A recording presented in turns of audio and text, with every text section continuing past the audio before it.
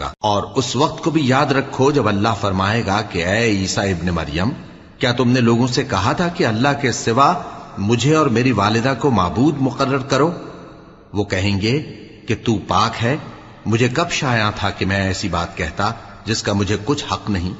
अगर मैंने ऐसा कहा होगा तो तुझको मालूम होगा, क्योंकि जो बात मेरे जी में है तू उसे जानता है, और जो तेरे जी में है उसे मैं नहीं जानता।